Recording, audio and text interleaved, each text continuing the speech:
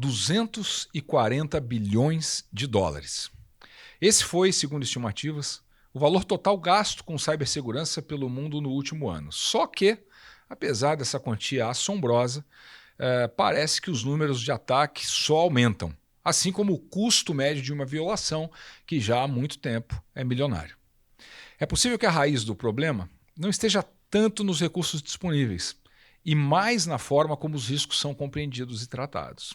No episódio de hoje do Safe Talks, vamos discutir os desafios do gerenciamento de riscos, as falhas na governança e integração do famoso GRC e como o mercado pode evoluir para realmente reduzir a superfície de ataque.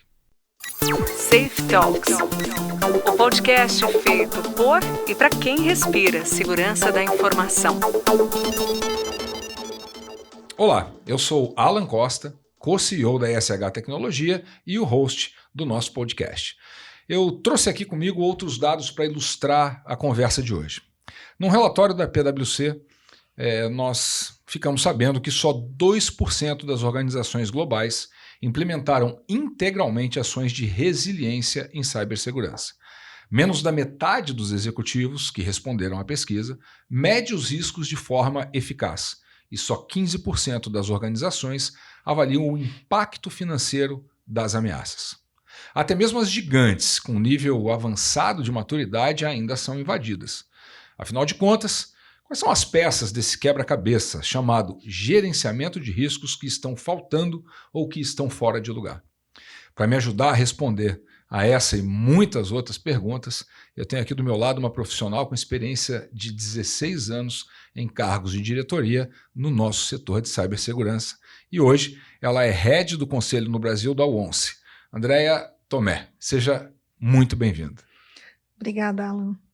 Preparada aí para as suas perguntas, mais do que difíceis. Não, vai ser só, eu sempre brinco com isso, né? Meu papel aqui é só levantar a bola para vocês cortarem. Então, só isso. Vai ser nessa direção.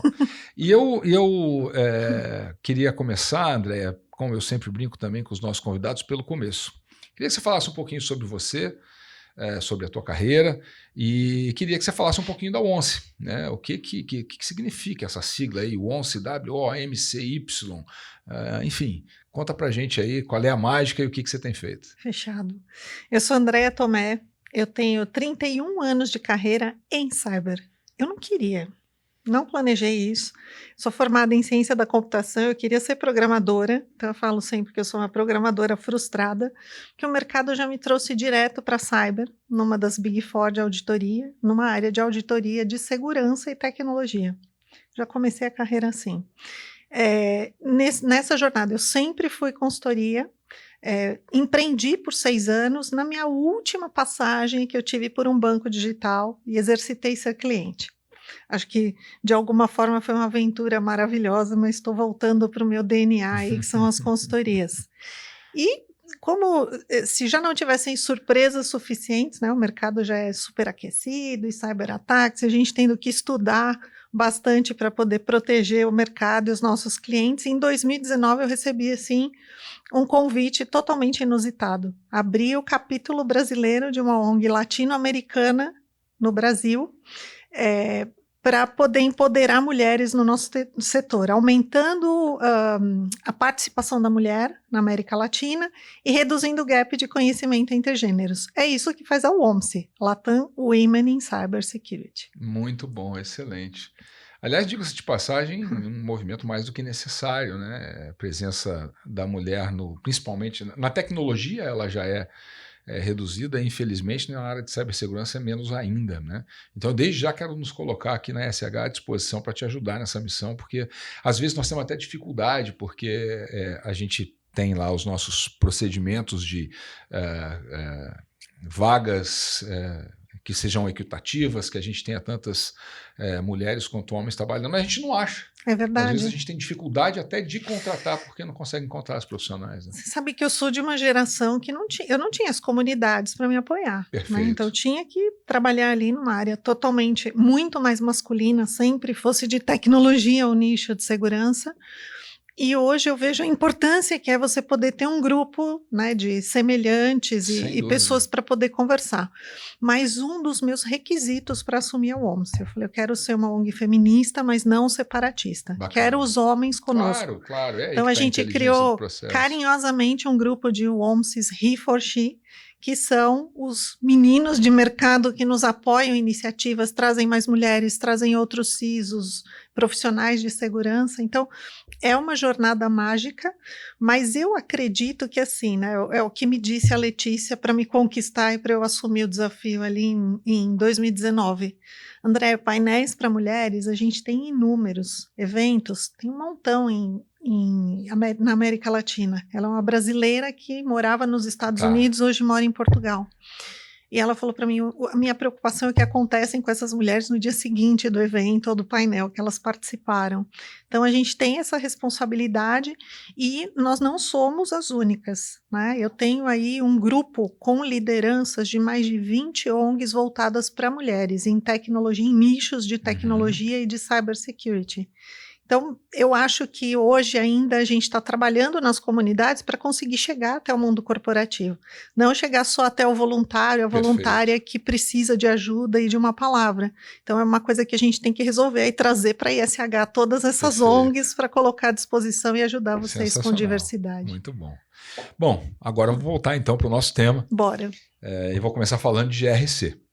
E mais uma vez vou começar pelo começo. Eu queria que você contasse para quem está nos assistindo agora o que significa a famosa sigla GRC e por que ela é importante.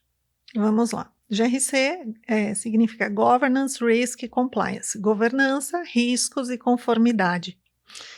E eu comecei minha carreira trabalhando muito com viés conformidade para cyber, porque eu trabalhava ali para empresas de auditoria.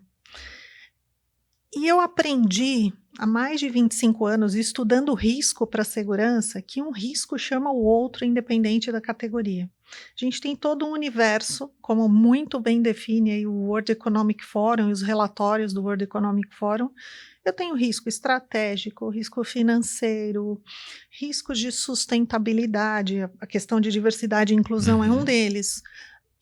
Riscos operacionais inúmeros relacionados à cadeia de suprimentos, à tecnologia, à cybersecurity. Então, cybersecurity é uma categoria dentro de um universo assim super rico e que as empresas vivenciam todos os dias. Eu tive que, há 25 anos atrás, começando a estudar riscos, tomar uma decisão. Falei, se eu não entender de risco corporativo, eu nunca vou ser uma boa gestora de riscos de segurança. E foi uma aposta interessante, começar a olhar para todas as categorias e essa análise de causa e consequência. Então, um risco cibernético hoje, o relatório do World Economic Forum ilustra isso super bem, ele vem de riscos de inúmeras categorias, como, por exemplo, se eu tenho ali uma guerra interpaíses, né? Se eu tenho escassez de profissionais, independente da categoria no mundo, tem toda uma série de consequências que acabam tendo uma conexão com o risco de cyber. E o risco de cyber gera riscos financeiros, gera risco de imagem e reputação, voltado toda a cadeia de suprimento de clientes, seja até... semana passada, discutindo com profissionais de Customer Experience, eu estava falando o seguinte, nós somos, como profissionais de cyber, muitas vezes grandes assassinos de redução de churn. Quando vocês estão trabalhando ali para não perder o cliente, muitas vezes eu vou lá e coloco uma senha difícil, duplo fator de autenticação, trato o seu cliente como hacker e você não percebeu ainda. E a gente precisa se conversar cada vez mais, porque toda a linha de processos tem uma questão de causa e consequência. Perfeito. E uma questão também interessante é olhar que risco eu tenho de processo, projeto e estratégia. Não tem como fugir dessas três grandes categorias. Ok. Então, compliance trabalha ali com as regras, você está de acordo com as regras, mas que regras?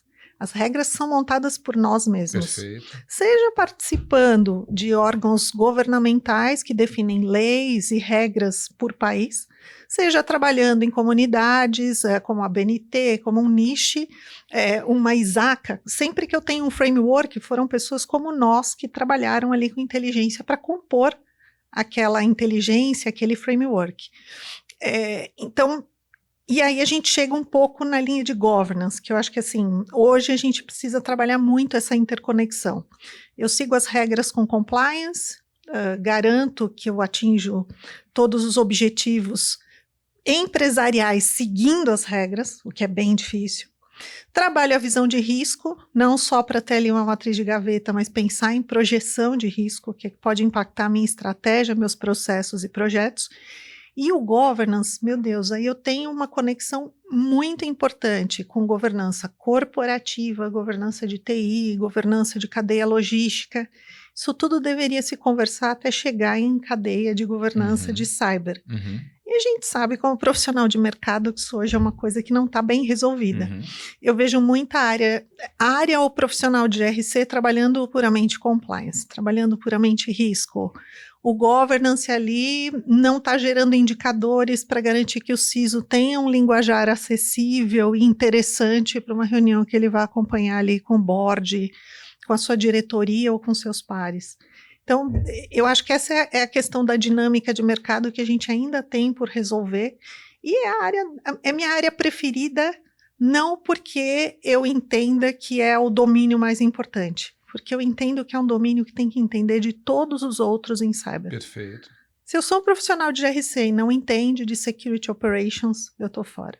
Se eu sou profissional de GRC e não entendo de Threat Intel, estou fora. Eu não consigo qualificar os riscos dali. Arquitetura segura, identidades, criptografia, isso tudo se conversa ou deveria se conversar enquanto dinâmica para governança, risco e compliance. Essa é a minha visão. Existe muito atrito entre o profissional de GRC e o CISO? Se eu pensar no GRC Corp, né, porque o GRC de cyber trabalha para ele. Perfeito. Perfeito. Então, aí a gente pensa aqui, né, no GRC de TI, a gente sabe que a maioria dos profissionais de segurança hoje responde para um CIO ou para um CTO. Então, eu tenho o GRC de TI e tenho o GRC corporativo. Eu vejo muitas das áreas com os meus 30 anos aí de experiência em consultoria, eu já vi de tudo, trabalho para inúmeras indústrias, eu vejo ainda essa cultura de silos, infelizmente. Onde cada um trabalha ali o seu rol de riscos, não trabalha essa visão de causa e consequência que a gente está comentando. Imaginei. Vamos falar então da integração de GRC com cibersegurança, né? Eu queria que você falasse um pouco sobre a dificuldade de fazer essa integração, né? Principalmente no nível das empresas, né? Será que a falta de domínio, né, do que essa sigla pelos profissionais de todos os domínios de cibersegurança ajuda a explicar como é que mesmo empresas maduras continuam sendo atacadas? Aqui eu diria que eu comecei a me questionar muito nos últimos anos, né? Eu tenho investimento, tenho pessoas, por mais que a gente tenha um apagão mundial aí por tratar, e a gente continua perdendo, né? Eu não escuto falar que faltam hackers, que eles não se comunicam, que eles atuam em silos. Pelo contrário, né? Um grupo entra ali, a gente viu bem a questão da guerra interpaíses, né? Rússia e Ucrânia, o grupo hacker de um país chamando os outros países para tomarem partido por um ou outro. E eles conseguem essa mobilização de uma forma, assim, digamos que invejável, admirável, coisa que a gente ainda em mercado não tem uma colaboração tão intensa. Eu não vejo grandes grupos compartilhando onde é que eles erraram para ter algum tipo de incidente, para inibir que o seu parceiro ou até mesmo o seu concorrente passem por aquilo. A gente vem de uma teoria onde a invasão e o incidente ele é segredo. Né, ressalvando-se quando eu tenho vazamento de dados, que agora eu tenho que levar isso para a mídia. Então, isso é um paradoxo, né, conseguir compartilhar essa informação, mas eu acho que o mercado precisaria se mobilizar um tanto mais em comunicação, um tanto mais em integração, em colaboração entre profissionais. Hoje a gente vê uma tendência de muitas confrarias sendo montadas com este propósito, não necessariamente estão alcançando, porque eu vejo muito, às vezes, um propósito comercial entrando nesse processo, mas a gente ainda vai chegar lá. Quem sabe o governo compra essa ideia e ajuda a gente com isso.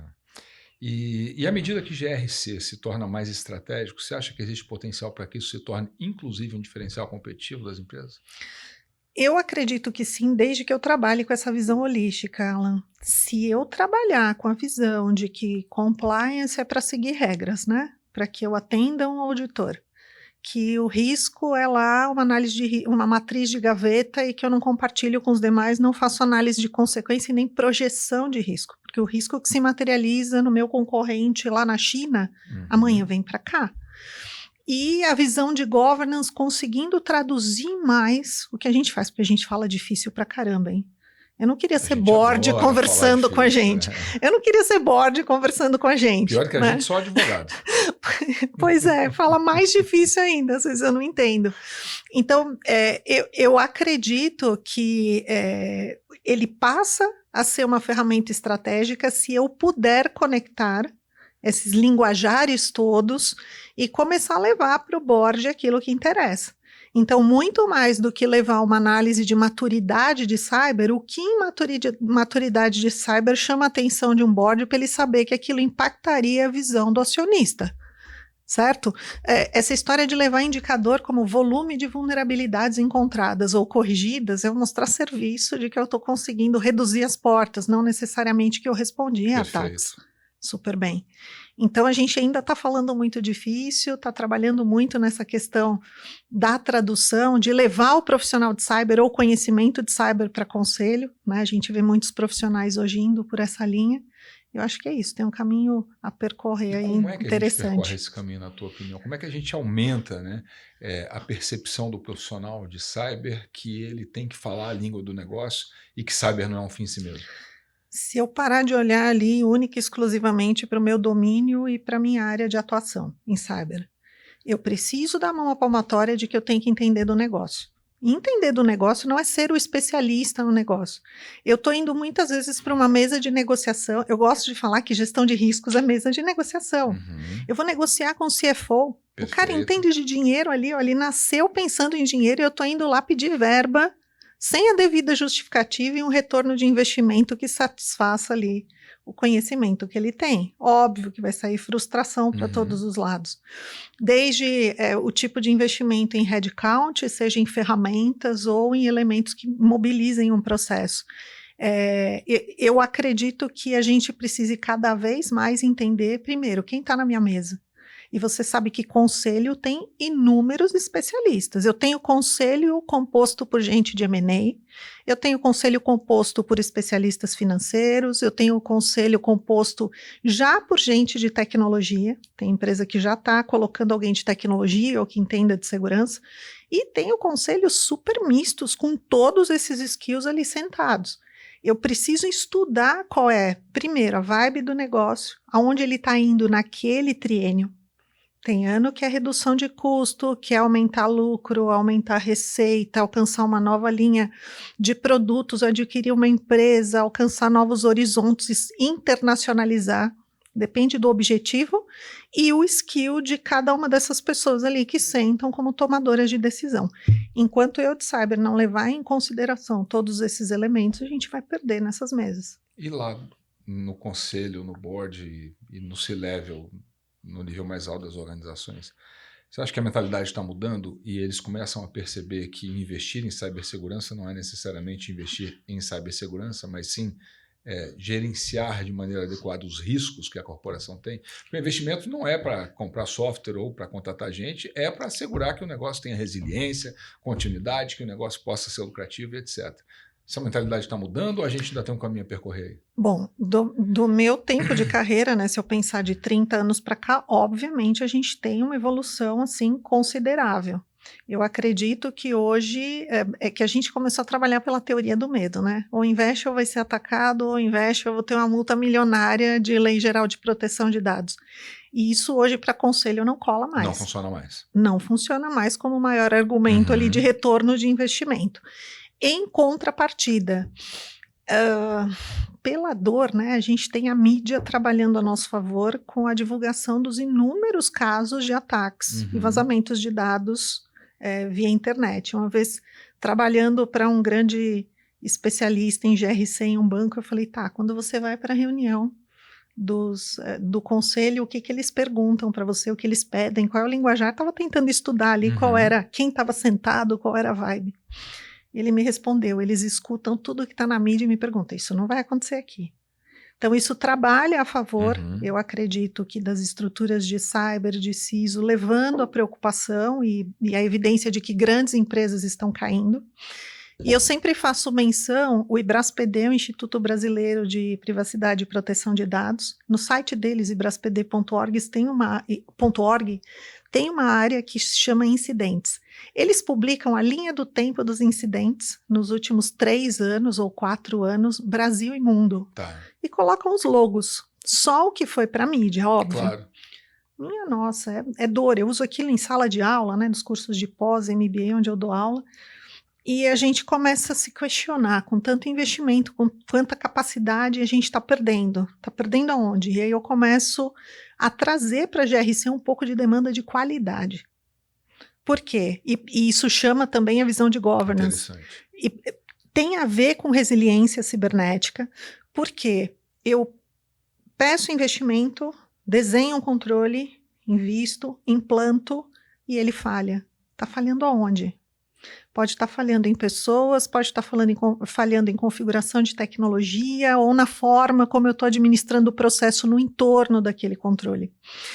E a gente, como brasileiros, a gente trabalha pouco em análise de causa raiz.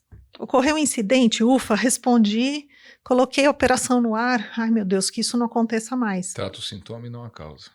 Isso já em IT Service Management já era verdade, né? Que quem trabalha, quem é profissional de ITSM sabe que eu tenho incidente, problema, crise e desastre.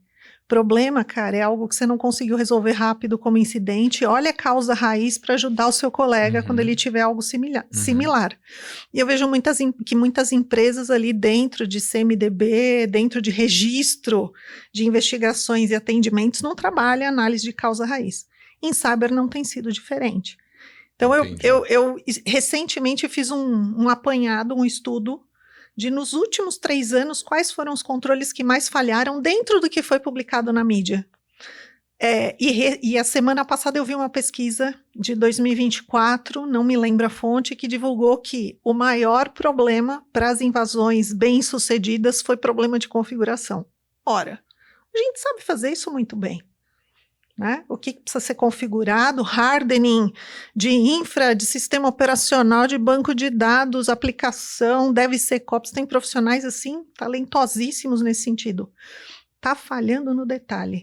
E isso é algo que governance e risk deveriam estar atuando para ver. Então, quem conseguir montar essa engenhoca de forma a conectar a GRC com os demais domínios, eu arrisco dizer que o profissional de Red Team, de Blue Team, de Purple Team, que não entende de GRC, ele vai ter problema.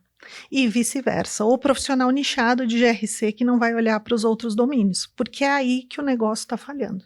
Você acha que isso vai nos impulsionar para uma integração maior entre cyber e os profissionais de cyber como Blue Team, Red Team, etc., e GRC? Ou você acha que a tendência é que isso se sofistique a ponto de que sejam mesmo disciplinas separadas que demandam, como você disse, algum conhecimento do outro lado, mas pelo nível de sofisticação acabam crescendo demais e se separando cada vez mais? Eu acredito que, assim, dada a situação e o que a gente está vendo, onde a gente está perdendo no jogo, deveria nos impulsionar. Resta saber se eu vou ter cabeça para olhar, porque assim, o profissional de Red Team, para ele, GRC não importa, não agrega. Perfeito. Eu vejo isso em muitos dos meus clientes e nas jornadas por onde eu passei. Se as equipes entenderem, né, efetivamente o que é risco, se o profissional de risco conseguir catequizar já dentro dos times de cyber a visão de riscos, puxa, dá para ganhar muito. Bacana. Apagão de mão de obra em cibersegurança contribui para toda essa confusão que a gente está discutindo aqui de alguma maneira? Ai, loucura. Dentro dessa questão de falha de qualidade, eu posso estar acelerando a carreira de pessoas porque eu não tenho profissional disponível, eu posso estar contratando a pessoa errada porque eu não tinha profissional disponível, tá uma loucura. A pesquisa do S-Square mostra, eu sou uma força de trabalho mundial de 5,4 milhões de profissionais no mundo. O apagão é de 4,8. 4,8 é o número que Desde 2018, esse número só vem crescendo. Ele já foi 3,2, que já era uma loucura. E a gente olha e fala, a gente não está conseguindo resolver, todo ano aumenta. Ou seja, é quase como se cada profissional estivesse trabalhando por 2. Em contrapartida, aqui a gente espera, né? A graduação, 4 anos, o profissional vem para estágio lá no 3º ou 4º ano, só começa a praticar no fim do curso, e depois vem pós e certificação. A gente precisa mudar isso. Eu acho que tem que ter gente qualificada sim, e a China está conseguindo fazer isso. A China, eu vi essa semana um dado de que eles vão formar até 2030 200 milhões de profissionais em graduação, graduados, 200 milhões. Eu estou falando de força de trabalho de cyber 5.4. Tá bom. Desses 200 milhões, a estimativa é que 40% seja em STEM. Ciência, tecnologia, engenharia e matemática. Vamos supor que dos 80 milhões, 10% vem para cyber, é 8 milhões a força de trabalho duplicada. Ainda vai sobrar gente. Eu vou perder meu emprego para os chineses. É isso que vai acontecer. Né? Não para inteligência artificial, como todo mundo está dizendo. Eu vou perder para aquela nacionalidade que foi mais inteligente e trabalhou a apagão mundial para suprir a necessidade do mundo. Olha que loucura. Você tocou em inteligência artificial. Você acha que a inteligência artificial vai ter algum impacto nessas questões que nós estamos discutindo de risco, governança, conformidade, cibersegurança? Se vai, aonde que esse impacto vai acontecer? Eu tenho inteligência artificial trabalhando em várias áreas aqui do campo, né, nesse jogo. A inteligência artificial sendo usada pelo atacante, ele já está fazendo isso há um bom tempo. O metaverso, ele começou em tendência, ele nem pegou, a gente já tinha lá, todos os hardwares já tinham sido hackeados, era headset, robô com sensor tátil, já estava tudo hackeado, né? A gente mal expandiu, quando começou ali o uso de drones, a gente tinha a tendência de que eu ia pedir a comida em casa, ia ser entregue pelo drone, que o drone ia fazer massagem cardíaca, já estava totalmente hackeado e a gente nem começou a utilizar. Ainda da forma como foi desenhado em projeção de inovação. Mas se a gente pensar que a inteligência artificial já está em pleno uso pelos atacantes, que a gente hoje em força de defesa tem a inteligência artificial como componente dentro das ferramentas que a gente usa. A gente sabe que os fabricantes já têm ali inúmeros componentes dentro das ferramentas. O que eu tenho ouvido dos CISOs eu não sei que componente é esse, como ele armazena a minha informação e como ele aprende com o meu ambiente se ele reutiliza. Preciso entender. Quando eu falo de usar a inteligência artificial como força de defesa e para acelerar minhas capacidades internas, aqui está um grande nicho e ainda uma grande necessidade. Eu não tenho visto ali grandes desenvolvimentos de agentes internos. Ouvi de muitos clientes. Aqui a gente proibiu até saber como vai funcionar. Então, pelo amor de Deus, eles vão usar as contas particulares, porque a IA generativa está... o Shadow AI. Todo mundo quer usar para melhorar o teu dia a dia, a sua velocidade. Então, eu diria que é a dor e a delícia, né? É uma necessidade, a gente tem que trabalhar, mas eu acho que a gente não resolveu muito bem ainda como usar em prol dos meus times de defesa. Eu, às vezes, tenho a impressão de que, aliás, não só com inteligência artificial, né? Como você mencionou muito bem aí, né? O drone que entrega comida. Eu estava em 2018, provavelmente, 2019, antes da pandemia, eu assisti no Web Summit o lançamento do carro voador do Uber, que era uma parceria com a Embraer. E naquela oportunidade diziam que no máximo 3 anos aquilo ia ser o modal principal de transporte nas grandes cidades.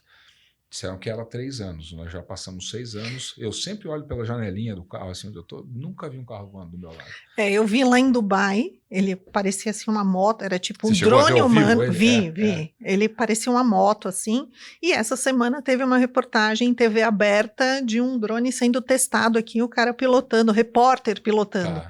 Mas, pô, ainda está muito longe, né? E chega muito caro. E é esse o ponto.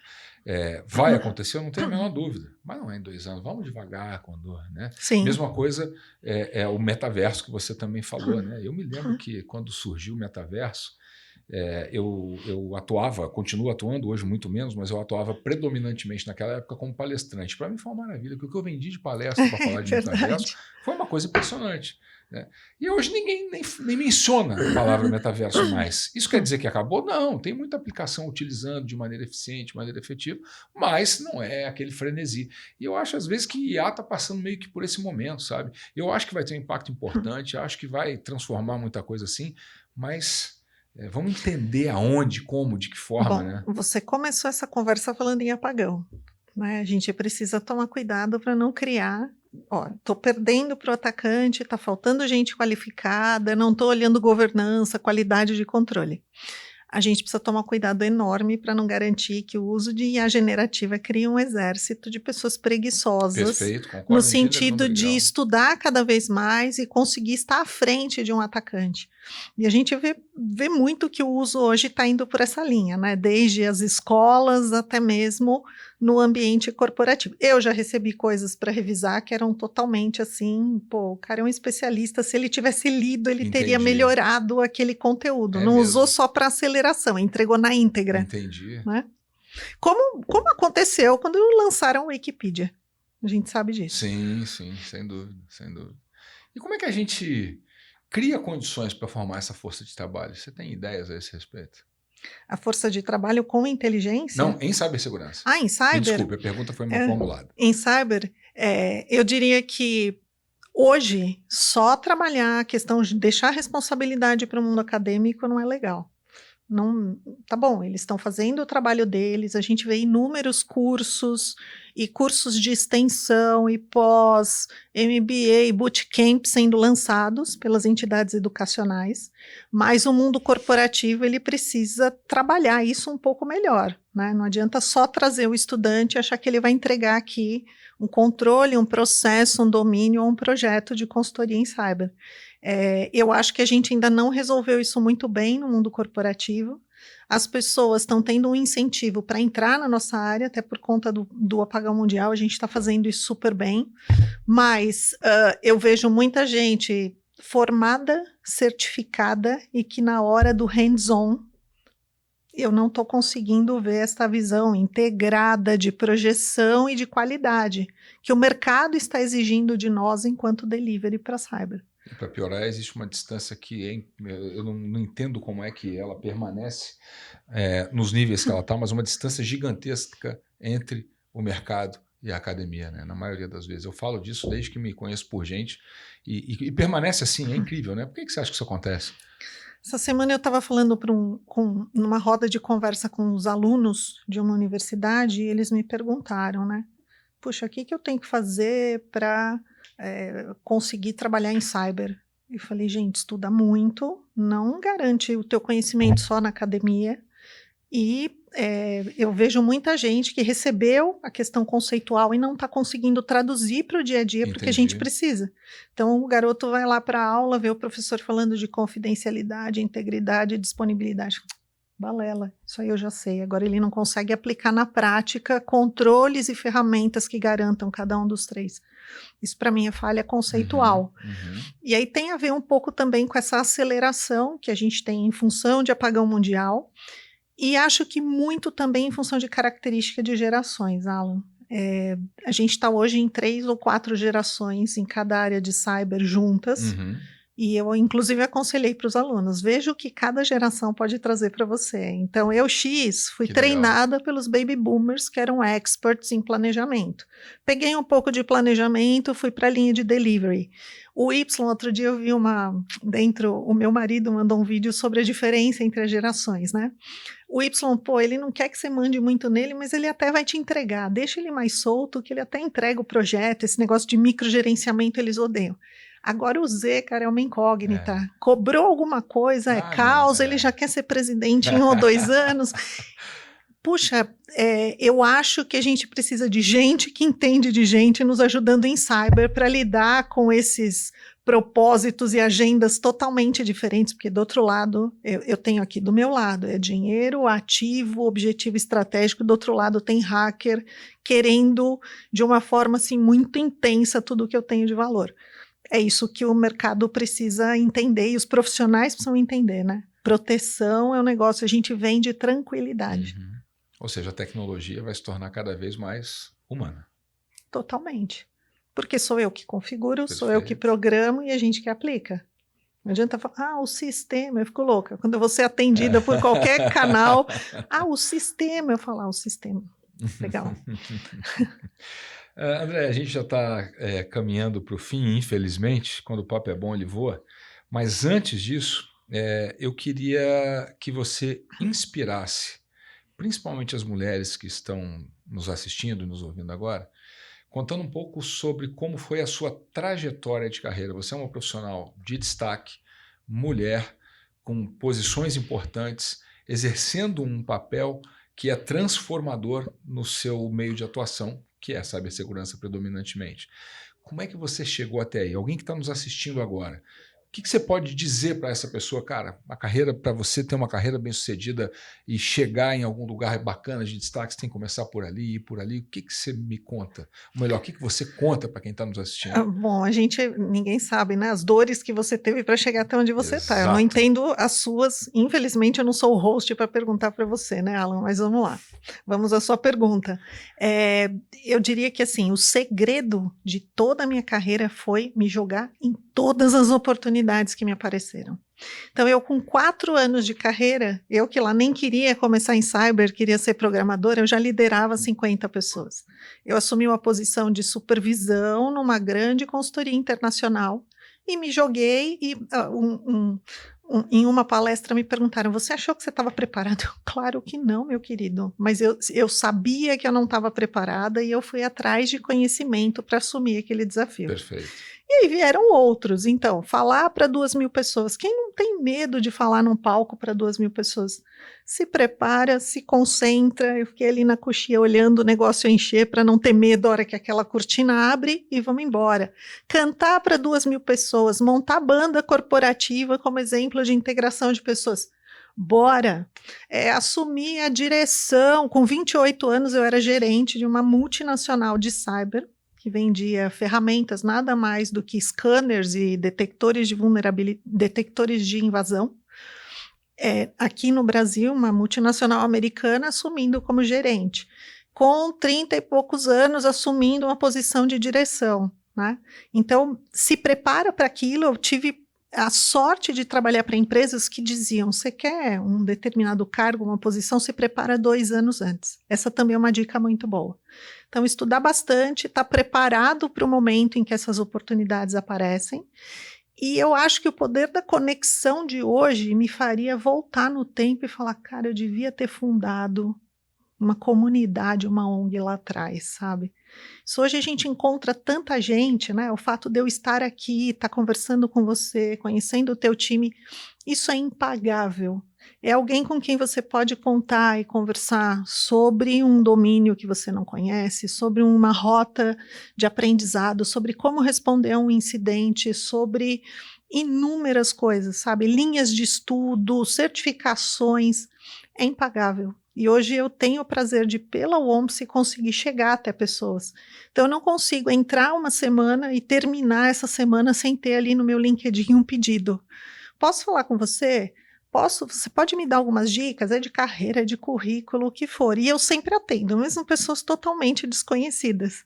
E do Brasil e de fora. E é muito prazeroso. Você falar, estou contribuindo com o apagão mundial. Vou encaminhar mais um aí para essa trilha. Muito bom, muito legal.